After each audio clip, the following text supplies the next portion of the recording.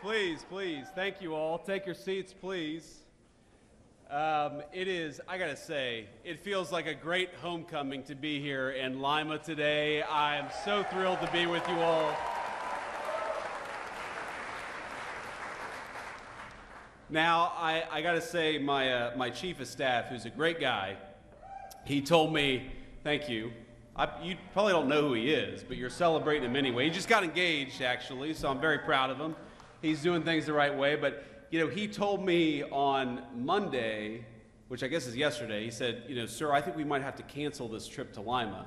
And I said, I'm not canceling this trip to Lima for anything. I've been looking forward to this for months. We're not canceling this trip to Lima.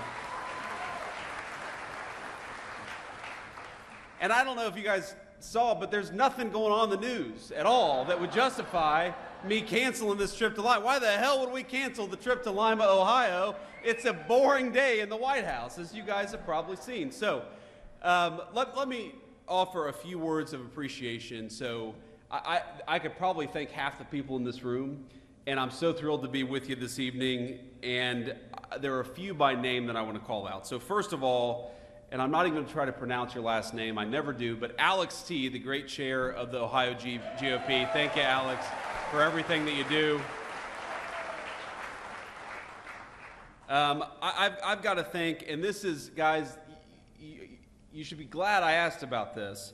I thought, because it says here, Senator Tony Schrader, but I know Tony, and he's not a lowly politician. He is actually the guy who operates behind the scenes. So our great GOP Central Committee man and also the chair of the Putnam County GOP, Tony Schrader. Tony, where are you, man? I love you.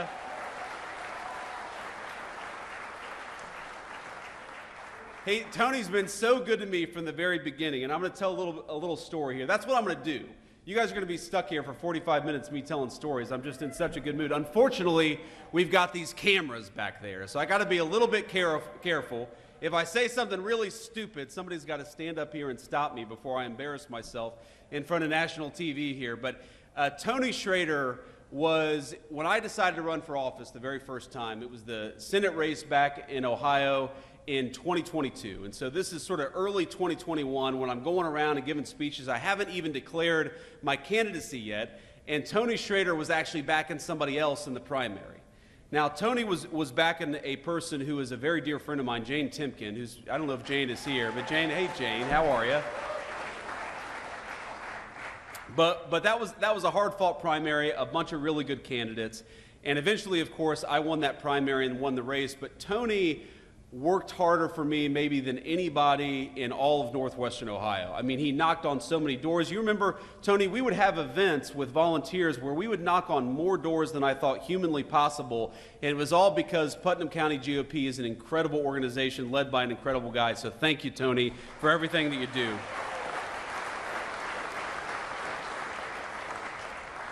Of course, no thank you here is complete in Lima, Ohio, without thanking our great Allen County GOP Chairman, Keith Cheney, who has an incredible voice. He was the announcer. Keith, I think if I had your voice, I would have been vice president earlier than I made it, man. But, nobody is endowed with perfect gifts here. And, of course, GOP volunteer Kurt Kaufman. Kurt, thanks for everything that you do. We said hello backstage. Thank you, Kurt. All right, so I got my thank yous, at least by name, at least until I noticed somebody else's face in the crowd here. But people always ask me what it's like to be Vice President of the United States, and I'll tell you a couple stories that illustrate that. So first of all, I didn't know that the president would make me his vice presidential running mate until literally the morning of the GOP convention. And if you walk back in time, you remember what happened. So the Saturday before the GOP convention, the president, I actually flew down to Florida to meet with the president, and we talked. It was the first time I had ever talked with him explicitly about becoming his running mate. And he said, I'm not sure what I'm going to do, but it's probably going to be you, so go have fun the next couple of days. How do you have fun the next couple of days when that's what the president tells you? And of course, so that evening, he flew up to Pennsylvania to do a rally in Pennsylvania, and that was the famous moment where he turned his head and missed, I think, what would have been one of the great tragedies in American history, not just a tragedy for him personally. And I really do believe, I'm a person of faith, I imagine most of you are too, I believe the hand of God prevented America from experiencing great national tragedy in that moment.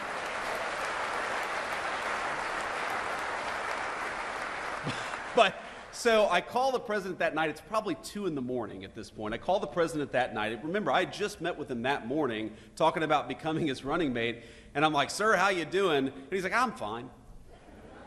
He'd just been shot in the ear. I'm fine. You know, nearly lost his life, but totally fine. He goes, how's it playing out there?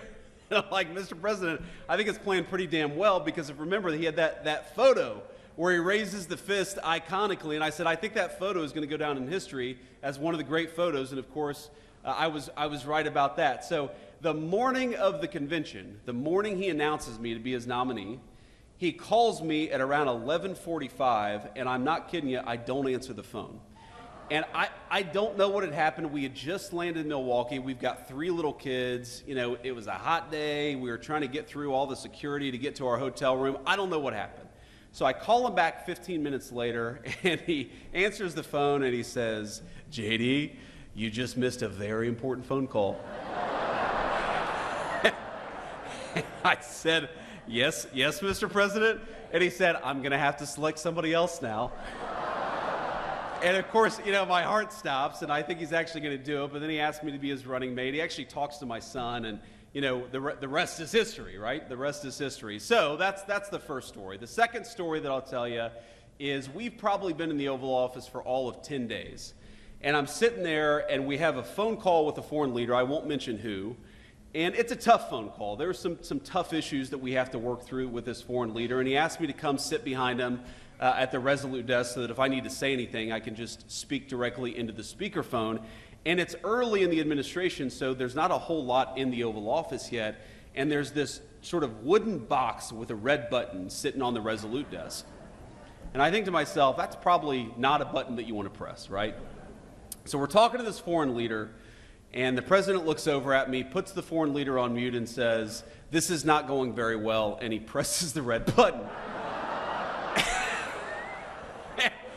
and my eyes get really big, and I'm like, Mr. President, you know, what just happened? And he looks at me and he goes, nuclear. Nuclear. And 2 minutes later, a guy walks in with a Diet Coke, and he looks back at me and he says, it wasn't nuclear, it's just the Diet Coke button. And that's... So that's the kind of guy, my fellow Republicans, that we have as the President of the United States, a guy who can do a good job, but keep a sense of humor.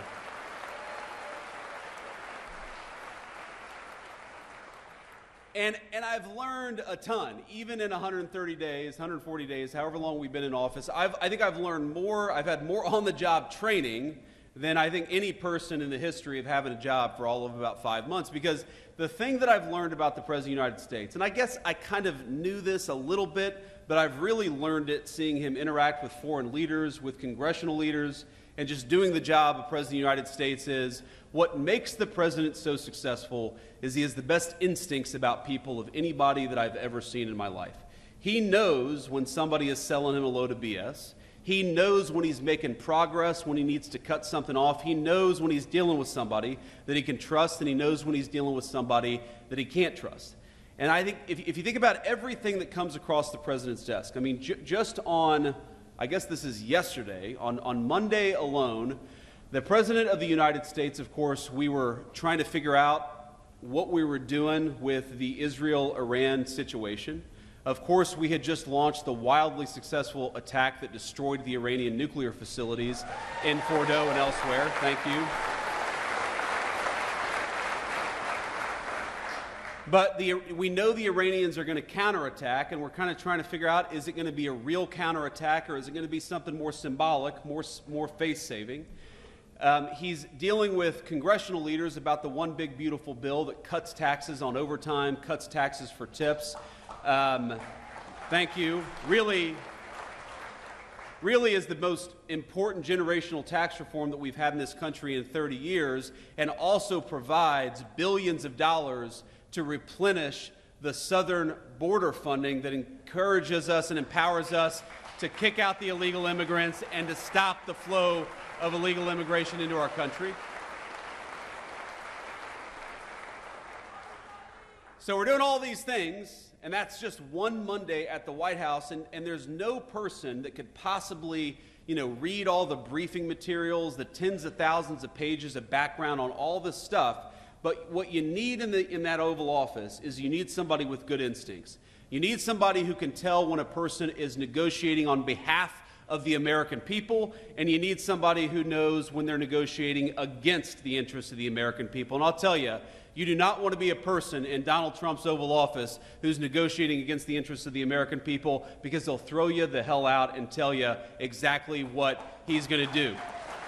And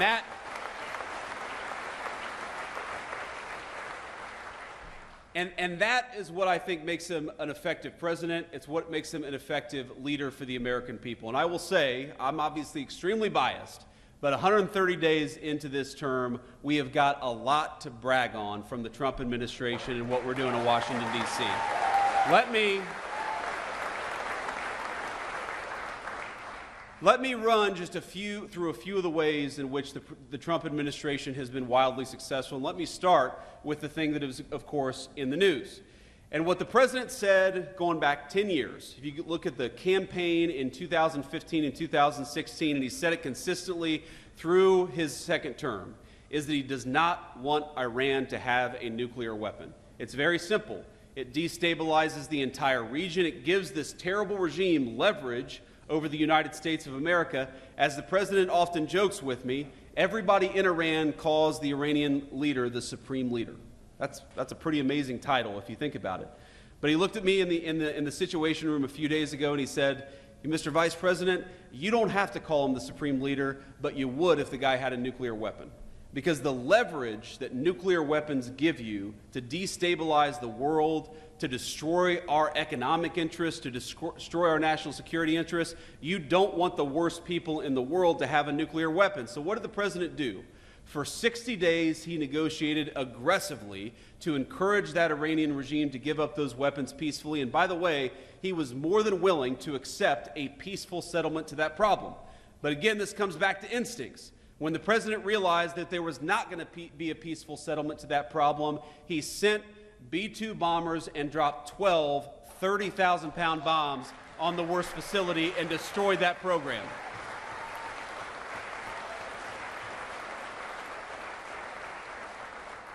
And I think there are a lot of Republicans, by the way, I count myself among them, who after the past 25 years, they don't want to get involved in another long-term, protracted Middle Eastern conflict. We all saw what happened with Iraq and Afghanistan. And so what I call the Trump doctrine is quite simple. Number one, you articulate a clear American interest, and that's, in this case, that Iran can't have a nuclear weapon. Number two, you try to aggressively, diplomatically solve that problem. And number three, when you can't solve it diplomatically, you use overwhelming military power to solve it, and then you get the hell out of there before it ever becomes a protracted conflict. That is the Trump doctrine.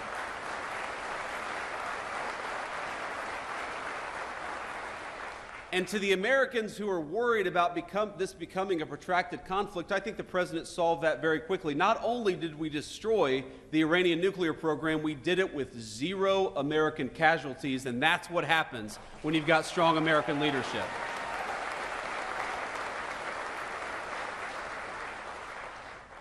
Now let me talk to you about something else. For every month that you've got inflation numbers and jobs numbers and wage numbers coming out, I'll come into the White House and I'll say, that this happened now about 5 times, where seems like every economist and every financial journalist in the world says that Donald Trump's policies are going to lead to higher inflation. They're going to lead to lower jobs. They're going to lead to lower wages. And for now 5 months in a row, every single time we come into the news, and it turns out the economists' expectations missed. Because wages are higher, inflation is lower, and our economy is roaring in a way that it has not in a very, very long time. That is thanks to good presidential leadership. And I'll bring it back to instincts, because when the president came into office, he said, frankly, what he's been saying for 30 years, that we have got to stop allowing foreign companies to take advantage and foreign countries to take advantage of the United States of America. Why in God's name would we allow cheap, slave labor manufactured stuff from a foreign country to come into our country, undercutting the wages and jobs of American workers. And the reason we allowed that to happen is for 30 years we had a bipartisan failed consensus that we ought to let cheap plastic garbage come into our country at the expense of American jobs and the American families who depend on those jobs. You know what President Trump said? On April the 2nd, he said, if you try to undercut the wages of American workers, if you try to bring in this crap, if you try to expose the American worker to an economic unfairness that you don't force your own countries to deal with, we are going to slap a big fat tariff on what you bring into this country. We're going to penalize you. For once, finally, we had an American president who said, if you want to destroy the wages and the jobs of American workers, you're going to pay a big fat penalty because of it. And that, I believe, has saved the American economy.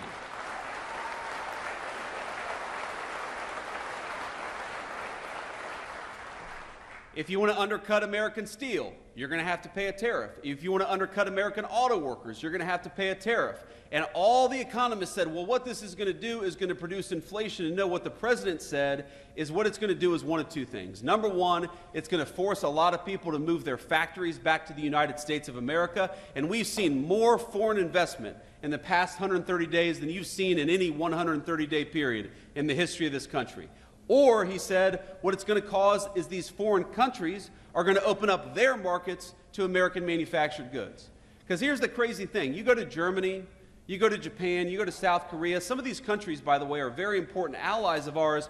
But how many American-made automobiles do you see on the streets of these foreign countries? Very often, zero.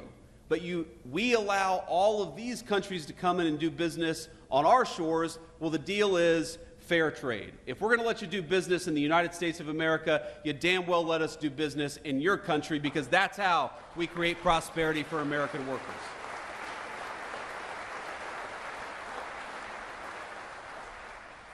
And the final and most important thing, and I think this is the most important issue confronting this country, and it was certainly the most important issue that was destroying this country over the past 4 years, and that is the issue of illegal immigration.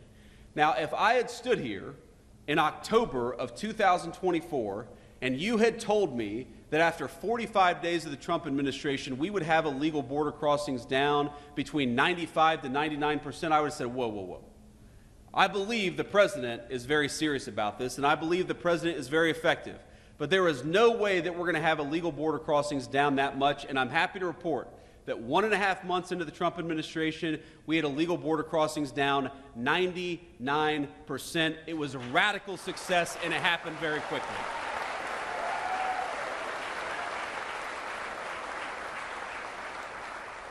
And I believe, ladies and gentlemen, that that saved the United States of America, because we know exactly what the Democrats, not because we had to read their minds, but because Democrats would go out and say that what they wanted to do with those 25 million illegal aliens is give every single one of them the right to vote and turn them into permanent wards of the Democratic Party. And if we allowed that to happen, if we allowed the Democratic Party to import voters instead of persuade voters, that would have been the end of American democracy. You hear the American media say all the time that Donald Trump is a threat to democracy. The threat to the democracy is Democrats importing voters instead of persuading their fellow citizens.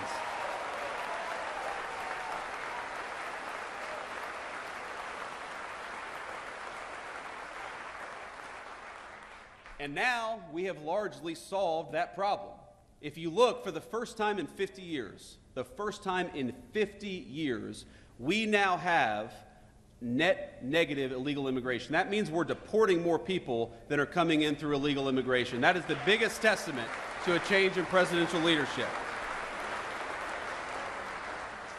And I was in the Senate when the Democrats were trying to say that the thing that we had to do was pass this ridiculous, massive new set of laws and new set of amnesties to get control of the American southern border. And as the president said at the State of the Union just a couple of months ago, it turns out you didn't need a big new law to secure the border. You just needed a new president of the United States.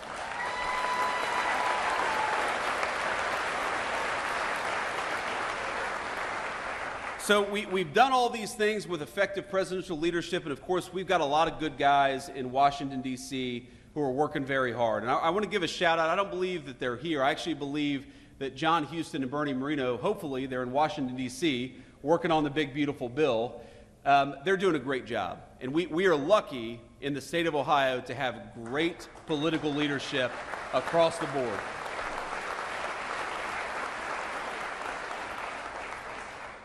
You know, Bernie, I remember talking to the president about Bernie Moreno's candidacy, and, you know, the president really, I mean, look, Sherrod was a tough candidate. Sherrod Brown was a tough candidate. He always did better than national Democrats, and the president himself was a little skeptical that anybody, and we had a lot of great candidates running in that race, the president was skeptical that anybody could beat Sherrod Brown. But I think what we showed him in the Ohio GOP is that while we had a reputation for a very long time as a purple state or even a blue state, thanks to the hard work of people, many of whom are in this room, I think Ohio is now solidly red, is going to stay red for a very long time.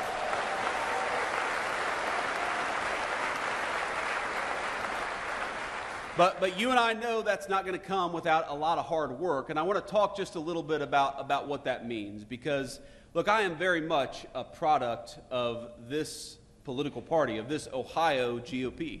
I would not be where I am without it. I believe, in fact, the first time that I've driven on 75, and I've got my Midi purple tie, Middletown Middies, our color's purple here. I wore it in honor of the Middletown Middies. The first time that I've driven on I-75, I'm pretty sure as vice president, was to come to the Lima GOP event here today. And I think about the number of times, thank you, Keith, the number of times that I've driven up and down Interstate 75 as a kid when I was working at a tile warehouse delivering tiles to Findlay, Ohio, or as a, there we go, or as a Senate candidate who was trying, showing up and speaking to groups of 12 people trying to earn votes. I think that what is so great about the Ohio GOP is that we really are strong top to bottom. We've got great candidates running for statewide office, but we've got I see a lot of young people here, many of whom are getting involved in politics for the very first time. And I got to tell you, I've lived a very blessed life in politics. The president, he always gives me a little crap about this. He says, JD, you came out of nowhere, you were a senator, and then all of a sudden you were the vice president of the United States. I don't think anybody has had that much success in politics except for me. That's what the president always said. I was like, thank you, sir. I guess I'm the second, he always calls me the second most upwardly mobile politician because he was the first. He came from no politics to president of the United States. So, but the thing is, you don't get people who run for political office without cultivating talent and cultivating the grassroots and actually encouraging people to get involved at every level of government. There's a lot of important stuff that we're working on at Washington, D.C., but there's a lot of cool stuff happening right here in Allen County, Ohio. There's a lot of important stuff that are happening at the State House. And frankly, a lot of the great political leaders of the future are going to learn from the political leaders of today at the Ohio State House or at the federal Capitol in Washington, D.C.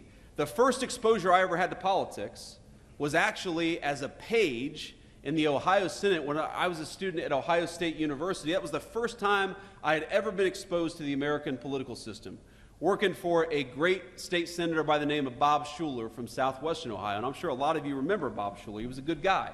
The first person who taught me how to respond to a constituent was Bob Schuller. The first person who taught me how to write a good letter and to research an issue was Bob Schuller. And my point here is that what you guys are doing is cultivating the people who are going to run this country and lead this country for the generation to come. So this party is what makes America great. This party is what makes it possible for us to run good candidates and to win elections in the future. And I just want to say from the bottom of my heart, this feels like a homecoming because it is, because I wouldn't be here. I wouldn't be the Vice President of the United States without many of the people in this room. And from the bottom of my heart, I thank you and I love you.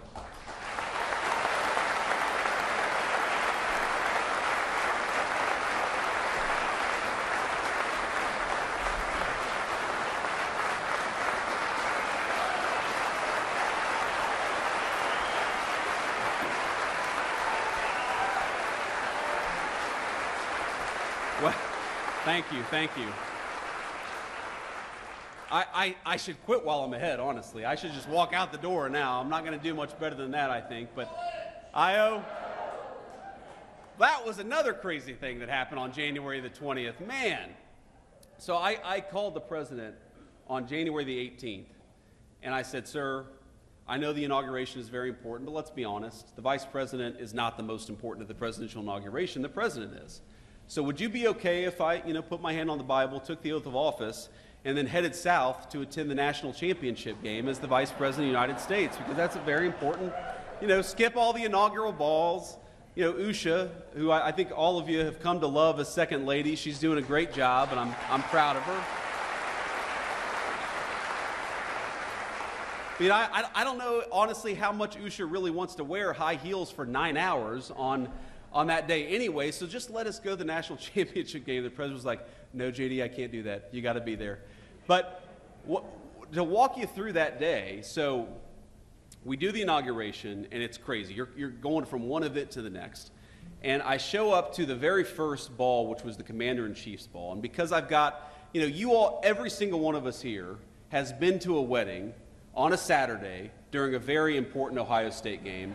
And we love the people who are getting married, but we're also like, why the hell did you have to have your wedding on an Ohio State game? And you've got the guy, who's sitting outside the bathroom on his phone or has got his iPad out. Every single one of us has been to a wedding like this. You all know what I'm talking about, okay? Well, I was that guy because every single one of my buddies was like, we're proud of you for becoming vice president, but could we get the hell out of here and watch this Ohio State game? So what we did is that we rented a conference room where they did the Commander-in-Chief's ball, and we actually, we had an open bar, we turned it into a big party, and we had the Ohio State game on. So I go in there, right, for like 20 minutes. It was the only 20 minutes that I kind of got to myself, and I, hung out with my buddies, and we watched Ohio State, and if you remember this game, Ohio State got a massive early lead over Notre Dame, right? The beginning of the game was very, very good. So I kind of started to relax a little bit. It's like, oh my God, I just got inaugurated vice president, and the Buckeyes are going to the national championship all on the same day. This is the best day of my life, right? It's not going to get much better than this. And then, we went to a couple balls, and then I think it was after the second ball, before the third ball, I was watching on the TV, and Notre Dame started to catch up a little bit. If you all watch this game, you remember Notre Dame started to catch up a little bit, and so I was like, you know what? I'm going to be late to the third ball, and I'm going to sit here and watch this game. Because if Ohio State loses, I'm going to hate myself forever for not having sat here and cheered on the team during these final moments. Of course, it all worked out. Ohio State won. They came to the White House. I don't know if you saw, I broke the damn trophy when they came to the White House. That was one of the most embarrassing moments of my life. I was hoping that, no, we didn't see that. We didn't see that, JD. No, all of you are laughing. Everybody saw it. But the point is that it was an amazing way to connect the great Buckeye state of Ohio and what was happening, because without this state, without this state's GOP in particular, Donald Trump would not have been president the first time, and we certainly wouldn't have the great Senate majority that we now have for the second administration. And the president, as you all know, he actually has a very deep affection for the state of Ohio, because he was the person who turned Ohio really from a purple state to a red state. I mean, all of you remember this. I mean, where is Bob out there? Is Bob Paduchik out there? There's Bob Paduchik. Give it up for Bob Paduchik.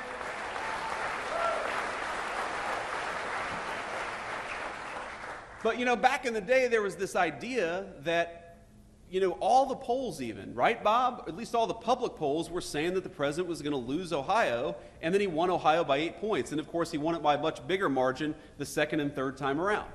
But he recognizes that what this state represents is hardworking, patriotic Americans who feel abandoned by the Democratic Party, and the Republican Party is now the home for people who work hard, who play by the rules, who want to live in safe communities, and just want a government that looks out for their interests and no one else's interests. That's what this party is ultimately all about.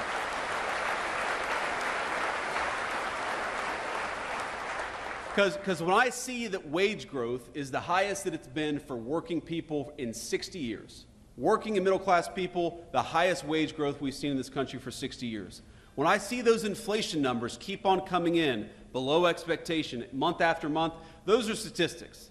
And those are numbers that, of course, we celebrate. But what I remember is a woman I met on the campaign trail, and you all are going to hate me, but she was actually from Michigan. Don't hold it against her. She's very sweet woman, who told me that she was giving up some of the essentials because she was raising her grandkids, and I know a lot of you probably are involved in your grandkids' lives in a big way. She was one of these grandparents whose daughter had lost her life to a fentanyl overdose. That fentanyl overdose brought in, of course, by the fentanyl poison brought in by the Mexican drug cartels. And she was talking about the ways in which, normally we'd like to have ground beef, but we're gonna cut back on ground beef and just, not go without this week. Or, normally I like to make them eggs in the morning, but we're just going to do toast in the morning because eggs are a little expensive. And she walked me through all the ways in which, because she was taking care of kids she hadn't anticipated, and because grocery prices were going up so much under the Biden administration, that she was struggling financially in a way that she never had in her entire life. And I thought about the common thread that tied together this woman's suffering to the political leadership in Washington, D.C. First of all, why was her daughter gone in the first place? Because our leadership decided that we were going to let illegal Mexican drug cartels bring this poison into our country in the first place. That was the first way our leadership failed her. The second way our leadership failed her is with economic policies that made it so unaffordable that she gave up eggs and decided that she was just going to have her grandkids eat toast. The third way that this country had failed her is because the education system, where she just wanted to send her grandkids to learn reading, writing, and arithmetic, she was terrified that they were falling behind, that they were learning, if anything, propaganda from political activists instead of the basics that would help them get ahead in life and eventually have a good career to be able to provide for themselves. At every step of the way, the previous administration had failed this woman, and I could see it in her eyes, the American dream, this very idea that the next generation is going to be better than the generation that came before it. She was losing faith in that American dream. Now, I haven't talked to that woman since we were elected. I haven't talked to that woman since the campaign stop where I met her probably 7 or 8 months ago. But when I see that energy prices are lower, when I see that illegal immigration is down, when I see that fentanyl overdoses are down, when I see the president under his leadership, we're arresting Mexican drug cartel members at record numbers, what I see is an Ohio Republican Party and a national Republican Party that is fighting successfully for the American dream.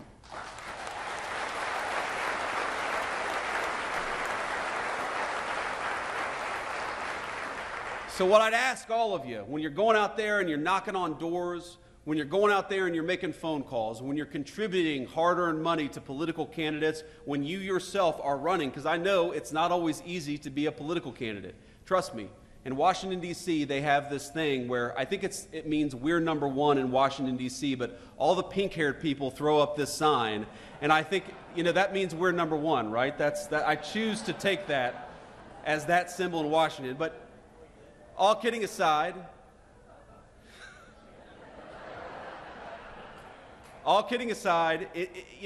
sometimes this job of politics is inspiring, and sometimes it's hard work.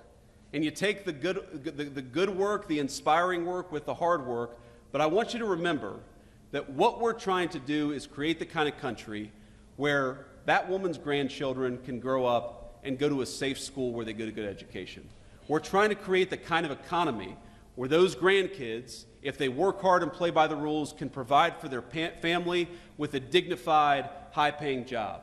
We're trying to create the kind of country where that woman knows that her leadership cares more about her and her family than they do about Mexican drug cartels. We are trying to create the kind of country where the American dream is alive and well. We're off to a good start. Thank you for all you've done to help us. God bless you guys.